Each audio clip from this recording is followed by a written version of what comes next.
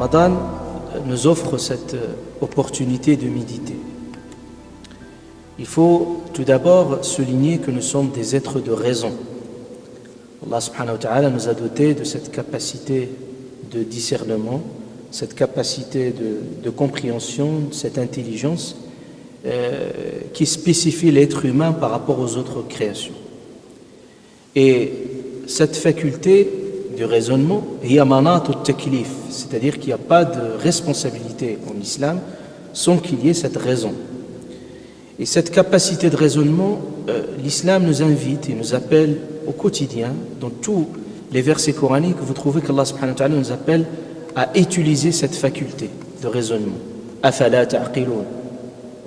Vous trouvez cet appel vers l'usage de notre raisonnement, de notre intelligence.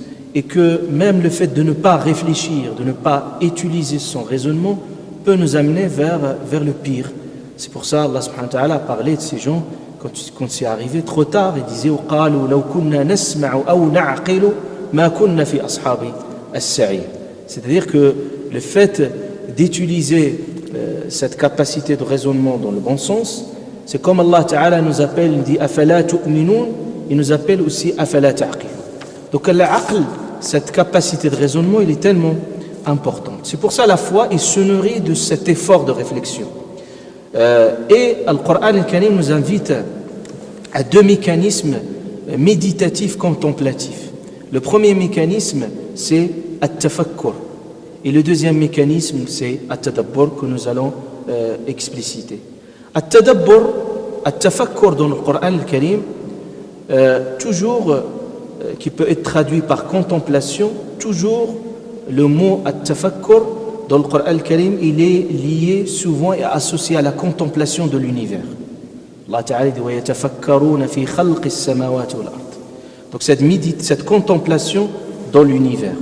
Mais ce regard contemplatif, c'est un regard qui émane d'une spiritualité profonde.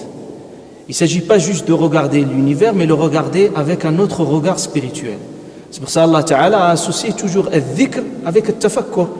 لآيات لأولي الألباب الذين يذكرون الله قياما وقعودا وعلى جنوبهم ويتفكرون في خلق السماوات والأرض. On ne peut pas dissocier ce travail du cœur en même temps de ce travail de l'intelligence qui regarde un autre regard cet univers.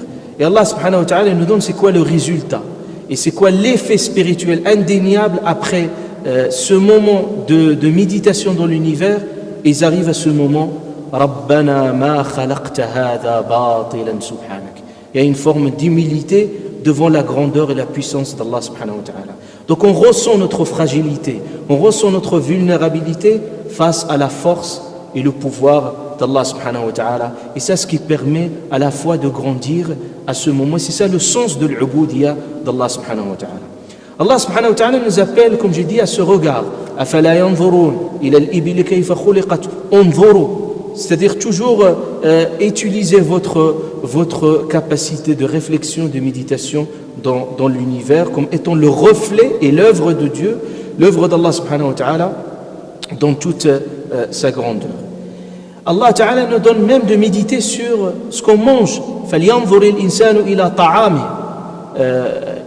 Regardez juste le processus de la nourriture et tout ce cycle de transformation, ça nous permet de réfléchir également sur ce sens et sur ce secret, ce mystère de l'univers. Le deuxième mécanisme, c'est at-tadabbur.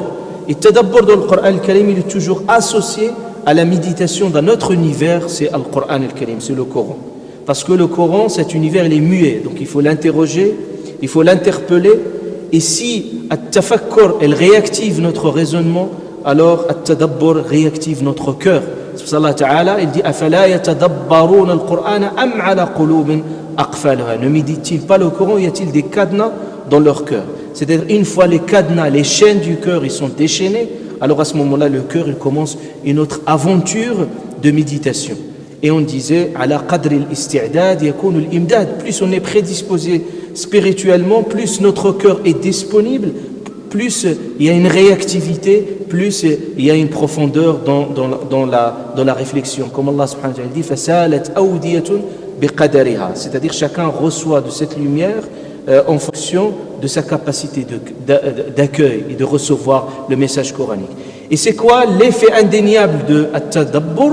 Allah subhanahu wa ta'ala, il nous dit كتاب أنزلناه إليك مبارك ليدبروا آياته وليتذكر أولو الألباب. C'est-à-dire at-tadabbur, ça mène vers at-tadhakkur, vers cet éveil spirituel. Et c'est ça, c'est le sens profond de donc ces deux termes, at-tadabbur et at-tafakkur, ils ont une forme linguistique bien particulière, at-tafa'ul. Et tafa'ul, en arabe, il signifie trois choses qu'il faut prendre en considération. Il signifie, la première des choses, c'est at-tikra, le fait de répéter l'acte continuellement. At-tafakkur, ça permet de le faire continuellement. Et ça nécessite aussi un effort, tafa'ul. L'ilm bit-ta'allum, hilm bit-tahallum, c'est-à-dire qu'on ne peut pas acquérir cette qualité de tadabbur en un seul coup. Donc il faut entraîner cette habilité de tadabbur et tafakkur. Et ça fait référence à takathur, il faut le faire énormément. Et aussi, cette formule aussi, il fait référence à la progression. C'est-à-dire qu'il faut le faire continuellement, progressivement, jusqu'à ce que notre raison et notre cœur soient prédisposés à vivre en harmonie et à vivre la beauté du message coranique.